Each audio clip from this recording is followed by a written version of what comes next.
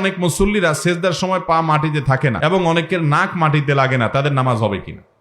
ভাইরা আমার, অনেক মুসল্লি এরকম আসলেই আছে যে 20-30 বছর ধরে নামাজ পড়তেছে, অথচ নাক কপালে লাগছে, মাটিতে লাগছে না, কপাল মাটিতে লাগছে, নাক উঠে আছে অথবা পা উঠে আছে। নবী করিম সাল্লাল্লাহু আলাইহি সাল্লাম বলেছেন, উমিরতু আন আসজুদা আলা সাবআতি আযমিন, আমাকে 7টি অঙ্গের উপরে সিজদা করতে নির্দেশ করা হয়েছে। 2 হাত, নাক, কপাল, 2 হাঁটু এবং 2 পায়ের পাতার আঙ্গুলগুলো, এই সবগুলোর উপর আমাকে সিজদা করতে বলা হয়েছে। এর কোনোটা যদি পুরো সিজদাতে একটুও না লাগে, আপনার নামাজ হলো না, ওয়াজিব তরক হয়ে গেল, আপনাকে সিজদা সাও দিতে হবে। হ্যাঁ, এমন হতে পারে যে পাওটা হঠাৎ উঠে গেছে, আপনি আবার নামায় ফেলছেন, তাতে অসুবিধা নেই, কয়েক সেকেন্ডের জন্য উঠে গেছে, সেটাতে সমস্যা নাই। কিন্তু নাকি লাগান নাই পুরো সিজদাতে, আপনার নামাজই হবে না, কারণ এটা ওয়াজিব 7টি অঙ্গের উপরে কি করা? সিজদা করা। এরপরে প্রশ্ন হলো, যারা বানর থেকে মানুষের উৎপত্তির কথা বলে তাদের উদ্দেশ্যে আমাদের কি বলার থাকতে পারে? ভাইরা আমার, আপনারা বানরের সন্তান, বানরের ভাই, বানর, শিম্পাঞ্জি, এরা যে প্রাইমেট থেকে তৈরি, আমাদের বাচ্চাদেরকে স্কুলের বইয়ে শেখানো হচ্ছে মানুষও নাকি একই প্রাইমেট থেকে তৈরি, অর্থাৎ একই জাতির, অর্থাৎ তারা নাকি আমাদের জাতি ভাই। এটা তারাই বলতে পারে যারা আসলে বানরের সন্তান। আমরা বানরের সন্তান না, আমরা মানুষের সন্তান।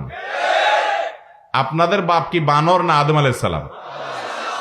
আপনাদের বাপ হলেন আদম আলাইহিস সালামের ছেলে কাবিল আর হাবিল। কাবিল আর হাবিল তারা আপনার ভাই নাকি বানর আপনার ভাই? বানরের মতো একই প্রজাতি থেকে মানুষ নাকি তৈরি হয়েছে। আল্লাহ তাআলা এদেরকে হেদায়েত দান করুক। এরা তৈরি হয়েছে যেটা দেখে নাই তো, বিভিন্ন গবেষণা আন্দাজ করে বাইর করছে। আচ্ছা, আমি একটা প্রশ্ন তাদের কাছে রাখি যে মানুষ, এটা আর অনেকেই প্রশ্ন তুলেছে, মানুষ নাকি শত শত হাজার হাজার লক্ষ লক্ষ বছর আগে এ বানরের মতো একই প্রজাতির ছিল, এরপরে জলবায়ুর পরিবর্তনে আস্তে আস্তে আস্তে পরিবর্তন হইতে হইতে বানর থেকে মানুষ হয়ে গেছে। চেহারা না হয় পরিবর্তন হয়ে গেল, বুদ্ধি, তারপরে ব্রেন, মেধা, আল্লাহ তাআলা মানুষকে সবচেয়ে সৃষ্টির সেরা করে তৈরি করেছেন। কই বানর টানর, এদের মধ্যে তো সায়েন্স, পড়ালেখা, জ্ঞান, বুদ্ধি, বিবেক কই মানুষের দ্বারে কাছে নয় তো, অন্য 10টা পশুর মতো একটা পশু। মানুষকে তো আল্লাহ রাব্বুল আলামিন মর্যাদা দিয়েছেন, চেহারা না হয়, আকৃতি না হয় পরিবর্তন হলো, তাহলে তার বিবেক, ব্রেইন, মেধা, বুদ্ধি, এগুলো আকল দিয়ে আল্লাহ তাআলা যে পার্থক্য করলেন, শ্রেষ্ঠত্ব দিলেন, এটা কিভাবে পরিবর্তন হয়ে গেল? আর এর চাইতে বড় প্রশ্ন হলো যে আমরা আমাদের এই ভাইদেরকে যদি জিজ্ঞেস করি যে আচ্ছা, লক্ষ লক্ষ বছর আগে, কোটি কোটি বছর আগে মানুষ বানরের মতো ছিল, এরপরে মানুষ মানুষের মতো হয়ে গেছে, তো এই কোটি কোটি বছর ধরে আর পরিবর্তন হয়ে আর কিছু হলো না কেন? কি বলেন? পরিবর্তন যদি এটা একটা রুটিন ওয়ার্ক হয়, এটা যদি প্রকৃতির সাধারণ নিয়ম হয়, তো একটা পরিবর্তন হইয়া বানরের মতো ছিল, সেখান থেকে মানুষ হয়ে গেছে, বুঝলাম, তো এখন মানুষ থেকে আবার আরেকটা হয়ে যায় না কেন? কোন উত্তর আছে এদের কাছে? আল্লাহ তাআলা বানরের সন্তানদেরকে মানুষের সন্তান হওয়ার তৌফিক দান করুন। বানরের সন্তানরা বানর থাকুক, সেটা নিয়ে আমাদের আপত্তি নাই, কিন্তু আমাদের ট্যাক্সের টাকা দিয়ে আমাদের সন্তানদেরকে যখন বানরের সন্তান এই শিক্ষা তাদেরকে দিবে, এবং আমাদের সন্তানরা যখন কোরআনে আল্লাহ তাআলা মানুষকে মাটি থেকে সৃষ্টি করেছেন, আদম আলাইহিস সালাম থেকে মানুষের এই প্রজন্ম অব্যাহত রেখেছেন, অনেক নারী পুরুষ তৈরি করেছেন আদম হাওয়া থেকে, আল্লাহ যখন এই বিবরণ কোরআনে দিয়েছেন, আমাদের সন্তানরা এই বিবর্তনবাদ শেখার পর কোরআন যখন পড়বে, তখন তারা সংশয় সন্দেহের মধ্যে পড়বে কি পড়বে না।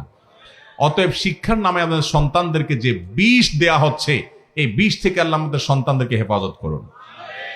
এবং শিক্ষার নামে কুশিক্ষা, শিক্ষার নামে বিষ কোনো মুসলমান গ্রহণ করতে পারে না। আপনি যদি এটাকে একটা গবেষণা হিসাবে উল্লেখ করেন, তো এর বিপরীতে তো গবেষণা আছে, এটা উল্লেখ কেন করছেন না? আপনি একটা আমার সন্তানকে জোর করে গিলাচ্ছেন, এই অধিকার আপনাকে কে দিয়েছে? আমরা তো ট্যাক্স দিয়ে, টাকা দিয়ে আমার সন্তানকে কুফরি শেখানোর জন্য তো ভর্তি করে নাই স্কুলে। আমাদের সন্তানদের ঈমানকে আল্লাহ তাআলা হেফাজত করার তৌফিক দান করুন। ভাইরা আমার, খুবই দুঃখজনক অধ্যায় এগুলো, যে মুসলমানের সন্তানকে আপনি বিবর্তনবাদ শেখাচ্ছেন। আরে ভাই, বিবর্তনবাদ তো একটা গবেষণা একজনের বা কিছু লোকের, তো এর বিপরীতে এই গবেষণার খণ্ডন করেছেন বহু বিজ্ঞানীরা, এর বিপরীতটাও তো আছে, তো সেটা কেন বলছেন না, সেটা কেন শেখাচ্ছেন না? আপনার কাছে এটা ওহির মতো এরকম নিশ্চিত হয়ে গেল কেন যে কোরআনের বিপরীতে সেটা আপনি আমার সন্তানকে পড়তে বাধ্য করছেন? মোহতারাম হাজেরিন, খুবই দুঃখজনক একটি অধ্যায় এবং খুবই কষ্টদায়ক। ছোট ছোট বাচ্চাদেরকে, উপরের ক্লাসের ছেলেদেরকে, উপর ক্লাসের শিক্ষার্থীদেরকে অন্যান্য মানুষের উৎপত্তি নিয়ে বিভিন্ন গবেষণা বলতে গিয়ে সেটা একটা মত হিসেবে উল্লেখ করা হলো, যুক্তি তর্ক পেশ করে, এটা একটা জিনিস। বাচ্চাদেরকে 6-7 বাচ্চাদেরকে একটা মত দিয়ে আপনি একেবারে চূড়ান্তভাবে ফুল স্টপ দিয়ে চলে যাচ্ছেন যে এটাই চূড়ান্ত। আপনি কিভাবে নিশ্চিত হলেন? বিজ্ঞানীদের গবেষণা পরিবর্তনশীল একটা বিষয়, একটা সংশয়পূর্ণ বিষয়, একটা ধারণা প্রসূত বিষয়, সেটাকে আপনি ওহির মতো একেবারে জাবর কেটে বাচ্চাদের বইয়ে দিয়ে দিচ্ছেন, বাচ্চারা ওটা মুখস্থ করে চলে আসবে। আপনি আপনার এই বস্তা পচা সস্তা থিওরিটা আমার সন্তানকে গিলাচ্ছেন, বাধ্য করছেন গ্রহণ করার জন্য।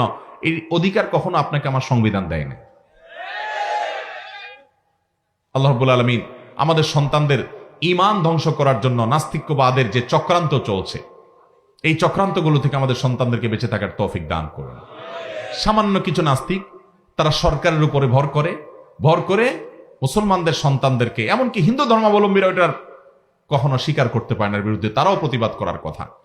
আল্লাহ রাব্বুল আলামিন ধর্মবিদ্বেষী এই সমস্ত বিষয় আশয়গুলো পরিবর্তন করে পরিমার্জিত সংস্করণ যেন আমাদের শিক্ষার্থীদের হাতে আসে, সেই তৌফিক আমাদেরকে দান করুন।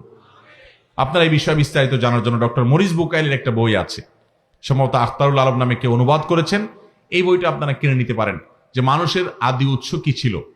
ডক্টর মরিস বুকাইলের মতো মানুষ, গবেষক এবং এরকম আরো অনেক বিজ্ঞানীদের অনেক গবেষণা আছে, সে সমস্ত বই পুস্তক পড়বেন, এ সকল ভ্রান্তি সম্পর্কে জানতে পারবেন। আমার সবচেয়ে দুঃখ লাগে যে আপনি এটা আমার সাথে আলাপ করেন, বড়দের সাথে আলাপ করেন, একটা মত হিসাবে উল্লেখ করেন, যুক্তিতর্ক আনেন, ছোট ছোট বাচ্চাদেরকে আপনি এই ফালতু জিনিস মুখস্থ করে দিচ্ছেন, বোগাস জিনিস মুখস্থ করে দিচ্ছেন। মানুষ বানর ছিল আপনার 1400 দেখে আসছে, যায় আপনি দেখে আসছেন? তাহলে এটা নিছক একটা ধারণা, আপনার ধারণা গিলে দিচ্ছেন আমার সন্তানকে। আমি তো সন্তানকে এই ফালতু জিনিস শেখার জন্য স্কুলে দেইনি।